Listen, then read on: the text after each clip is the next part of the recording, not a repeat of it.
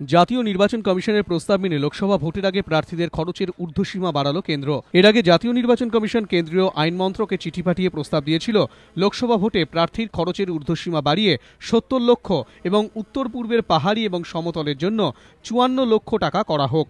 কমিশনের এই প্রস্তাব মেনে নিয়েছে কেন্দ্র। পশ্চিমবঙ্গ, উত্তরপ্রদেশ, মধ্যপ্রদেশ, মহারাষ্ট্র, কর্ণাটকের মতো বড় রাজ্যগুলিতে লোকসভা ভোটে প্রার্থীর খরচের ঊর্ধ্বসীমা ৪০ লক্ষ থেকে বাড়িয়ে ৭০ লক্ষ করা হয়েছে। গোয়ার মতো ছোট রাজ্য এবং উত্তর পূর্বের রাজ্যগুলির ক্ষেত্রে খরচের ঊর্ধ্বসীমা বাড়িয়ে ৫৪ লক্ষ টাকা করা হয়েছে।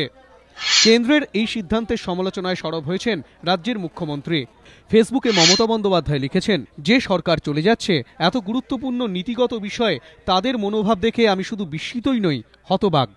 নির্বাচনী সংস্কারের অঙ্গ হিসেবে এই দাবি দীর্ঘদিনের যে নির্বাচনের খরচ দিক সরকার, কিন্তু তা না করে প্রার্থীদের খরচের ঊর্ধ্বসীমা বাড়িয়ে দেওয়া হলো। এই সিদ্ধান্তে লাভবান হবে শুধু পুঁজিবাদী বড় দলগুলি, যাদের নির্বাচনের জন্য কোটি কোটি টাকা খরচ করার সামর্থ্য আছে।